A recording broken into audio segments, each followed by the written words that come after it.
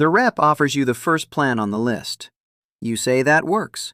You don't ask if there's a better rate, a loyalty discount, some promotion they didn't bother mentioning. You hang up and feel a small flash of pride. That was easy. No back and forth needed. No awkwardness at all. You've never once been the type to make a fuss. You like that about yourself. You've always liked that about yourself. Here's what that one call actually cost you.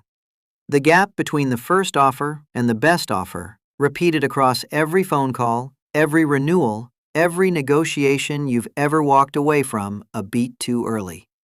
Because the first offer is never the best one on the table. It's only ever the floor.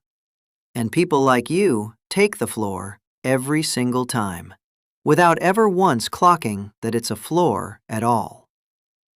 That's the entire mechanism, and it's far blunter than you'd expect it to be. Nearly every financial interaction you'll ever have, your cable bill, your insurance rate, your salary, your rent, has a gap baked directly into it between what gets offered first and what actually exists if you ask. Companies price their products for two distinct kinds of customers, the ones who push back and the ones who never do. Push back, and you get routed to a better number that was sitting there the whole time, reserved for whoever actually asked for it. Don't push back, and that number simply never enters your life at all. You're not paying more because you did anything wrong. You're paying more because you skipped the one single move that actually gets the lower price, asking for it.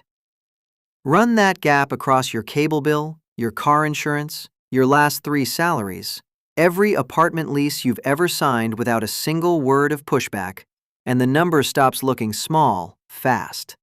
It starts looking like a second income you simply never collected.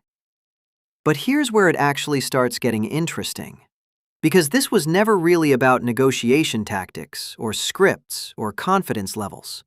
It's about where the whole low-maintenance identity actually came from in the first place. And it never once came from your finances. Most people who are low maintenance with money learn to be that way somewhere else entirely, years before money ever entered the picture. As a kid who figured out early not to be one more thing tired parents had to manage on top of everything else. As a partner who worked hard for years never to seem needy. As an employee who made sure never to be the one asking for too much.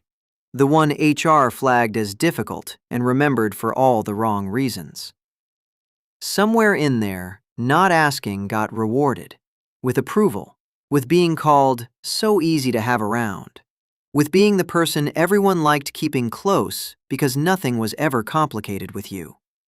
That reward landed first, and it came from people who mattered, parents, partners, bosses, friends. The people whose opinion of you actually shaped how you saw yourself. The financial habit came later, riding on an identity that had already been built and reinforced for years, in rooms that had nothing to do with money at all. Here's the part almost nobody connects. The financial cost of being low maintenance was never really a money problem. It's an old, deeply reinforced identity showing up somewhere it happens to be expensive. You're not bad at negotiating. You're excellent at not being a burden. Trained at it, practiced at it, for decades, in front of an audience that actually mattered to you. Those are two entirely different skills built for two entirely different rooms, and only one of them gets rewarded by your bank, your landlord, or the person quoting your car insurance. Here's where this turns personal. Most people don't picture themselves as someone who can't negotiate. They picture themselves as someone who isn't like the people who complain, who make a scene, who always seem to want extra. Low maintenance isn't a gap in your self-image. It's the headline. It's the thing you'd say about yourself first if someone asked what kind of person you are. Which means asking for a better rate doesn't feel like a neutral money move at all. It feels like turning into a slightly worse version of yourself, the exact version you spent years making sure you never became, in front of people who were actually watching and forming opinions. And that's exactly why the standard advice, just negotiate more, never actually works for people like this. It's not that they don't know negotiating saves money. They know. Everyone knows that. It's that negotiating means becoming, for 30 uncomfortable seconds, someone they've spent a lifetime carefully avoiding being. The identity cost feels massive in the moment, immediate and visceral and hard to ignore, even while the financial cost stacks up in the background, unmeasured, invisible, for years at a time. So here's the reframe, and it's worth sitting with for a second. Being low maintenance was never about the other person's comfort, even though it always felt that way in the moment. It was about controlling how you're seen by them. Once you see it that way clearly, the entire math changes completely. You're no longer weighing your comfort against theirs at all. You're weighing being seen as easy against keeping money that was already yours to ask for, sitting right there the whole time. Framed like that, it's a far worse trade than it ever felt like at the time, and it's a trade you've probably made hundreds of times without once naming it that way. The system was never counting on people being bad at math, and it never once had to be. It's counting on people caring more about not seeming difficult than about the actual number sitting on the table in front of them. That's a sharper, more precise trap than financial illiteracy, and it's built specifically to catch the exact person proudest of being easy to deal with.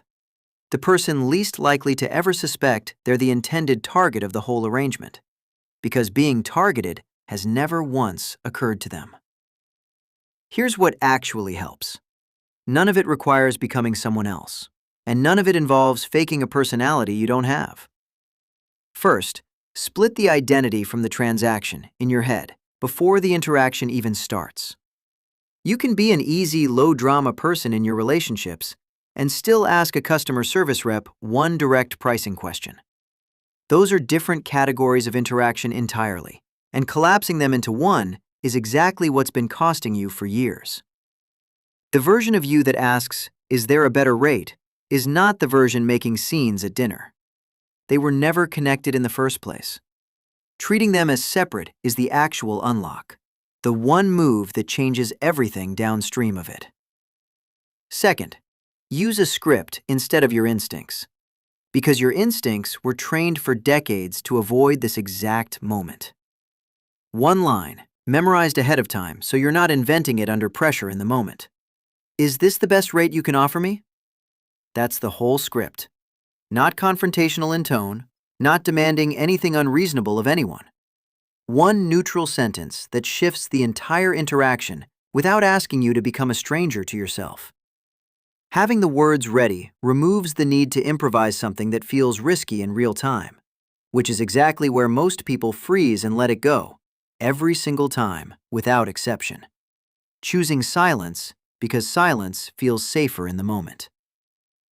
Third, treat asking as information gathering, not as a request for a favor from another person. You're not asking for charity. You're asking whether the number you got is the actual number or just the first one they tried on you. That's a factual question, not an imposition on anyone. Most companies expect it and have an entire process built specifically for it. The rep on the other end is rarely surprised. They field this exact question all day, every day, from total strangers who somehow found it far easier to ask than you did. The only person in that call treating it as a big deal is you, running a rule in your head that was never actually written for phone calls with strangers in the first place.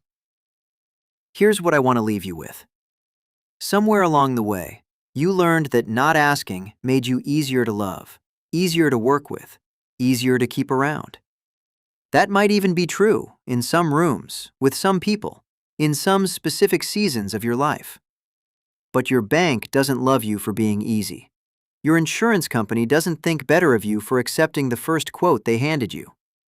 They're not measuring your character, and they never were, not for a single second of any interaction you've ever had with them.